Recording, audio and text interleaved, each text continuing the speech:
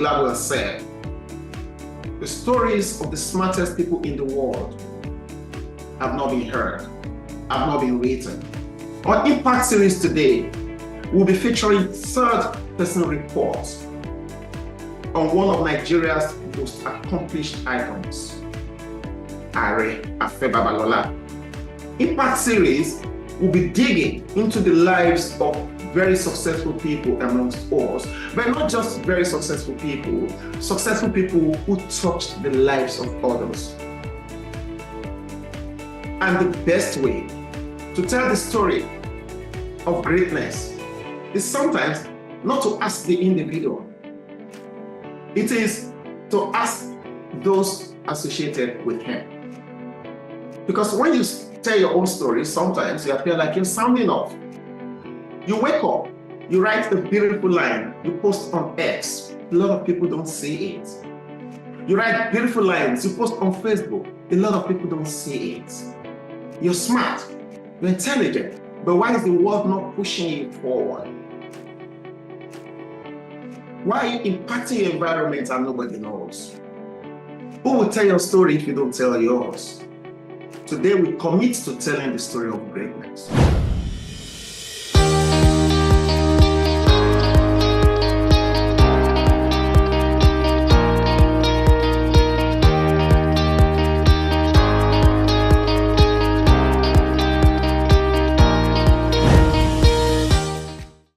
On the show with me, the Student Affairs Officer at the Afe Babalola University, Dr. Babatunde Wahab.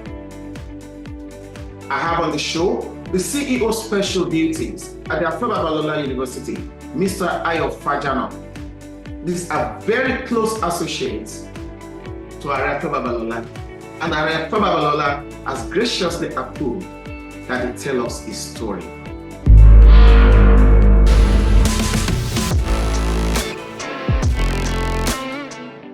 Dr. Babatunde Wahab is a Nigerian academic and a dedicated lecturer and student affairs officer at Afe Babalola University. Holding advanced degrees in linguistics and theatre arts, he earned his PhD from Abwad in 2024, contributing significantly to academic and community services, including leading the university's security and cultural initiatives. A certified member of various professional organizations, Dr. Wahab actively engages in enhancing students' experiences and university operations.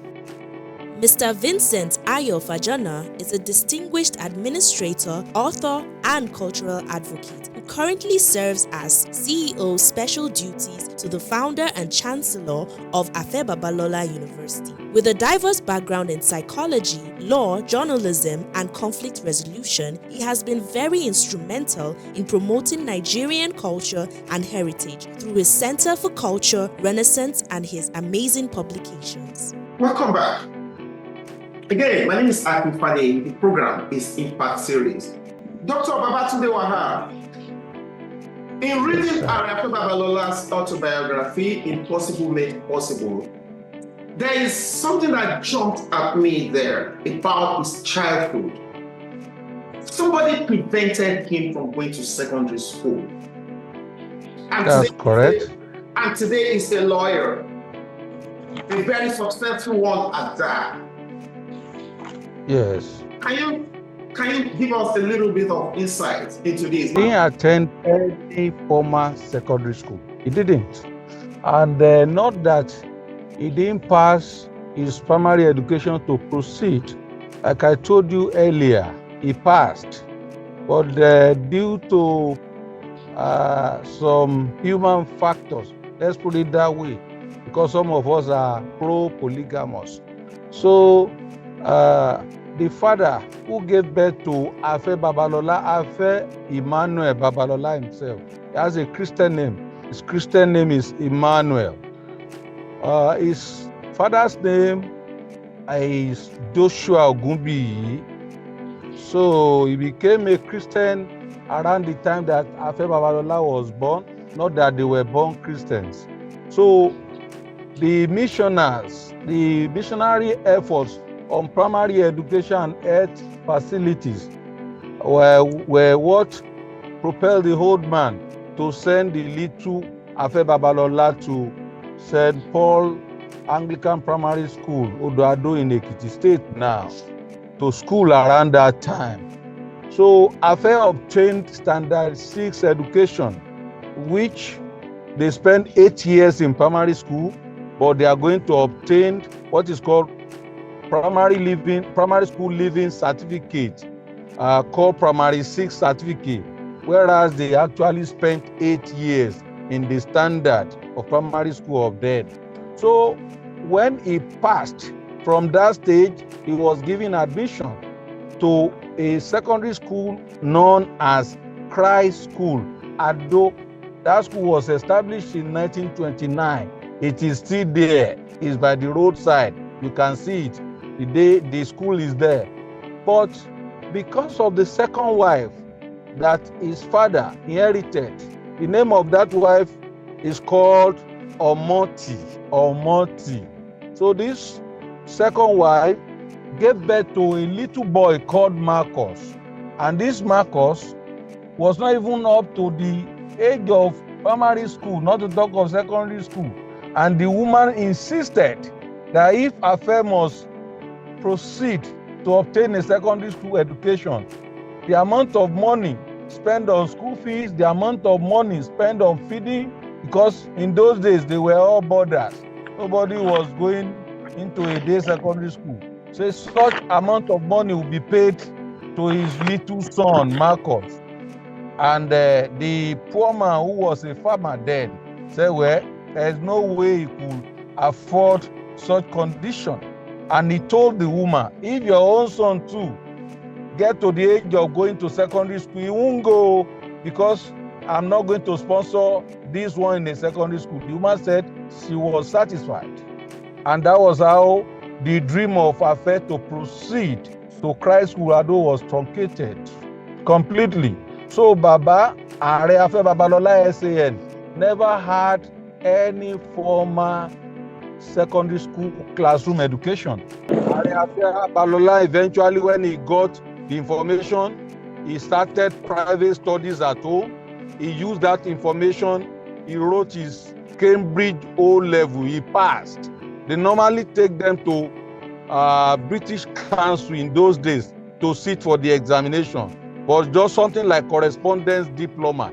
They were sending the courses modules to them at home.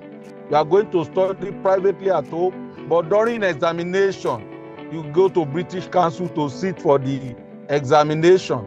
So that was how Baba passed his Cambridge O-level without secondary school. So he studied for Cambridge O-level privately at home. Equally studied for Cambridge A-level privately at home. But mind you, he got that information on how to navigate that Rubicon through Ojo Igbole. I hope you are with me, sir. Thank you so much. Mr. Ayo Fajana, while carrying out yes, sir. my background research on you, something jumped at me. Your father was Aare Afe Babalola's friend? Yes, of course. So, your father, if you don't mind to share with us, your father died when? My father died since 1998. Even when my father was living, Aare Afe Babalola have chosen to dote over us, myself, my siblings, all together. Take, for instance, my immediate senior sister was being honored with the OBE last year, Order of the British Empire in United Kingdom.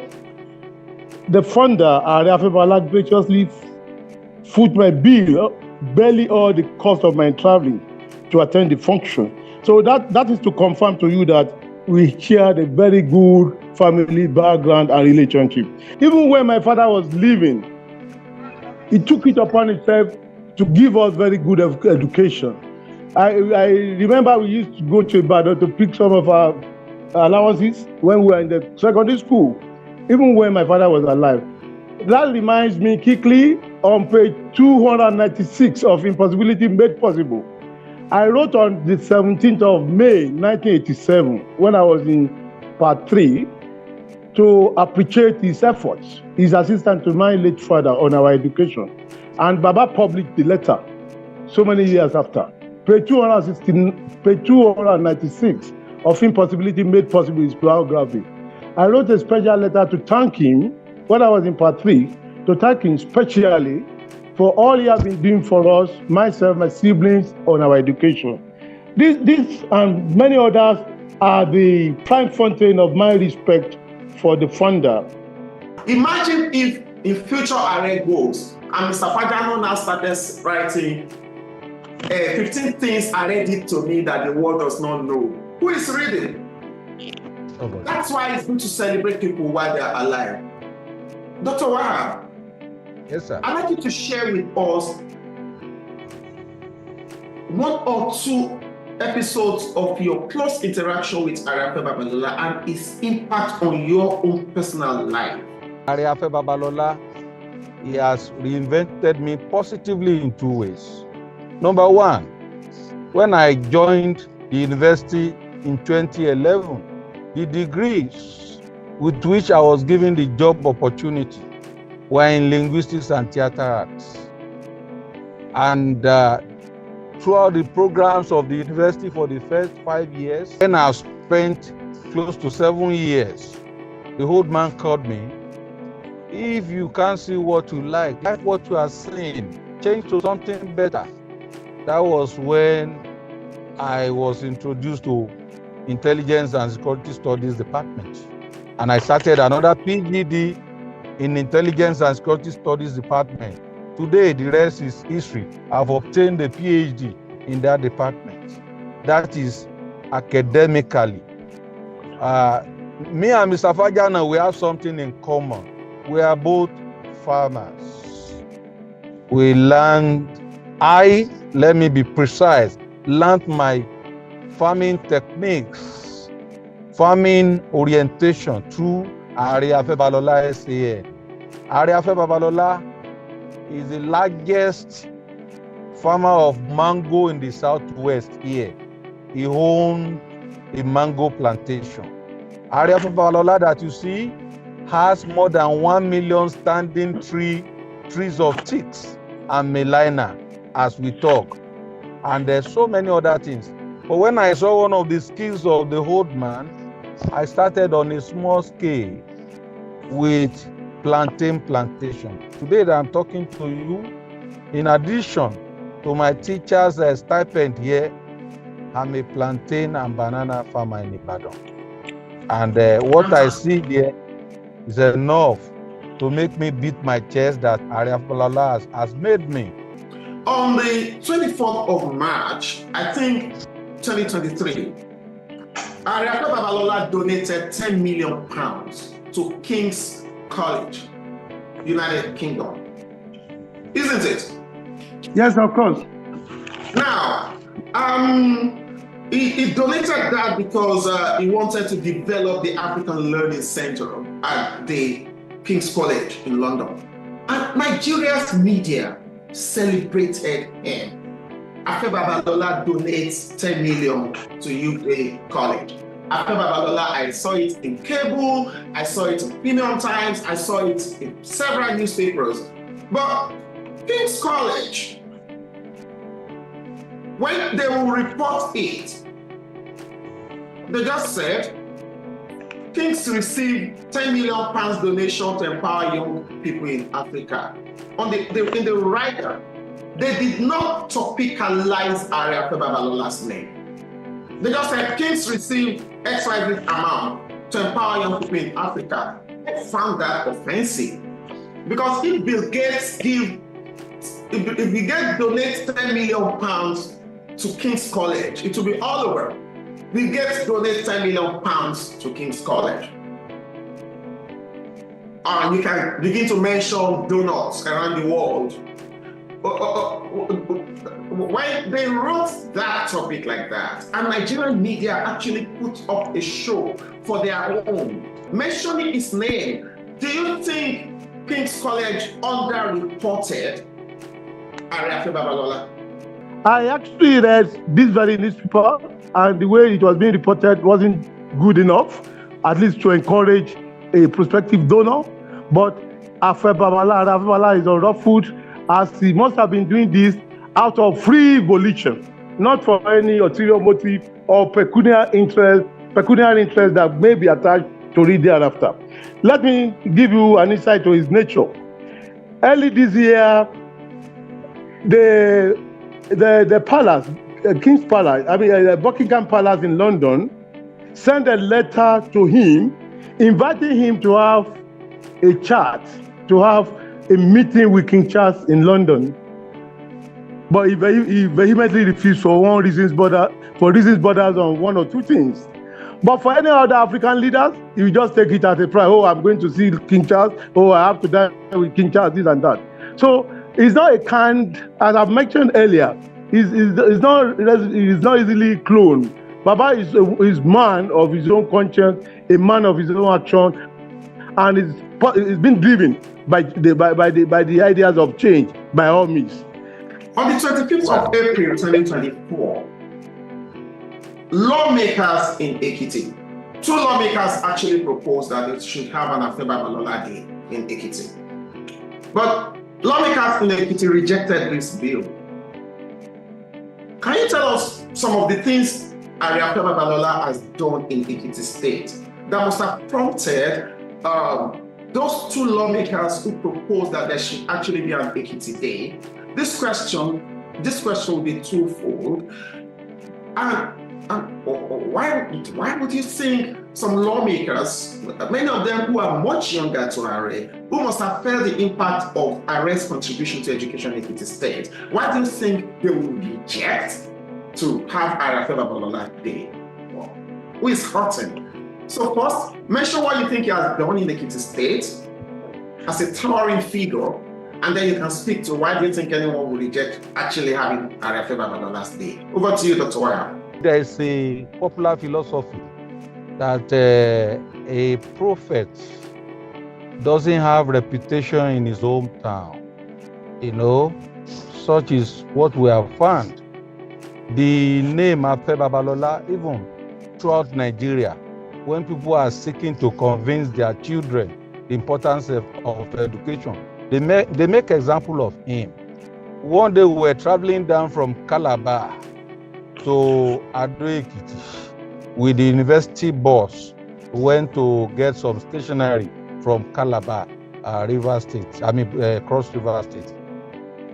The police on the road, in the whole of South and Southeast, where we were coming, when they see that name, they will even touch the name on the body of the vehicle. Afe Babalola, go. Such were the respect of the old man everywhere. But you see, at home, people don't know the value of their angels. Me, I came all the way from Oyo State. I never wish to work any other place in my life. I want to work and retire here. So that is the way Aare is so important to me and other people. So those who objected a day of celebration for him, those who kick against the bill, they are the son of the soil. They are entitled to their own opinion too. Coming against the decision to have Babalola being celebrated, I think something is wrong with such a fellow. Because at the takeoff of the Ekiti State, he must have contributed more than any other person. In the whole of Ondo State, Ekiti and Ondo combined together, Aare Afe Babalola is the largest taxpayer. He's the biggest taxpayer. So he has done his best for the creation of the state and for the sustenance of the state. Take, for instance, the ongoing cargo airport. I am privileged to be one of the committee member that did the evaluation of the acquired land for the airport. Since then, he has been donating a lot of money to see the takeoff of the airport. Recently, he donated about 2 billion naira for some services like the navigating and some other services equipment for the airport. No other single person, living or alive, dead or alive, that must have contributed more than Aare Afe Babalola to the creation of Ekiti State and to the sustenance of the state. For me, truly, Aare Afe Babalola has been under-celebrated in Nigeria. He's worthy of applause. He's worthy of recognition. He's worthy of gratitude. I can only say a very huge thank you to Mr. Ayo Fajana and to Thank you very much. Wahab. Thank you Dr. very Wahab. much. Thank you so much. My friends on the program, of course, Mr. Fajana is still here, Dr. Wahab is still here. We cannot shoot impact series and talk about impacting people, and people are hungry on the street, and we turn the other eye like we cannot see them. People cannot go to school. People cannot feed. People cannot go to hospital.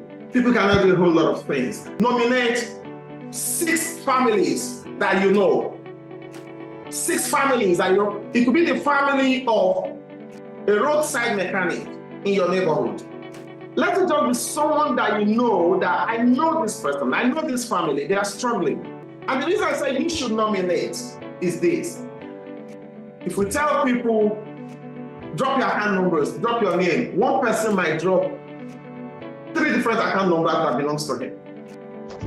Or one person might front with different account numbers, because again, the reason we created the corruption not in my country is to search our souls, is to, strengthen our capacity to galvanize our moral competencies. Sometimes we are our own enemies.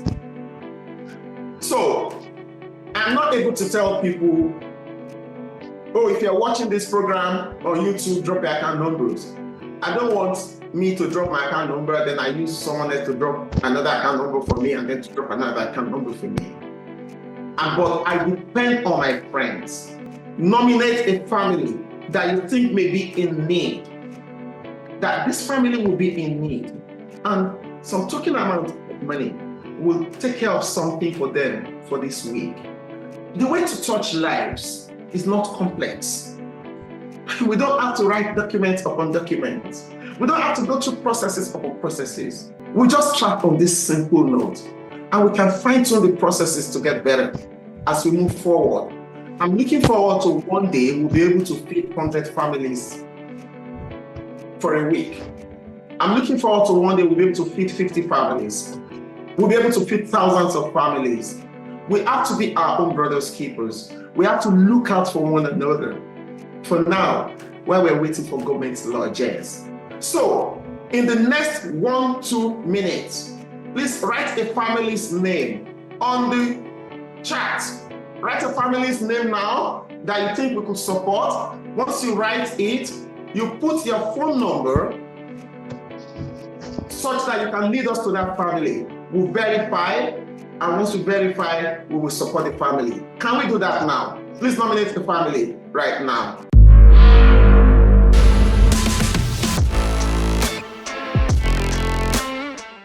Thank you everyone who made it to this show. Thank you to Aare Afe Babalola for all the inspiring things he said to me this morning. Thank you to Dr. Wahab. Thank you to Mr. Ayo Fajana. Till I meet you again on the next edition of Impact Series. It's been wonderful doing this with you, and see you again next time. Bye for now.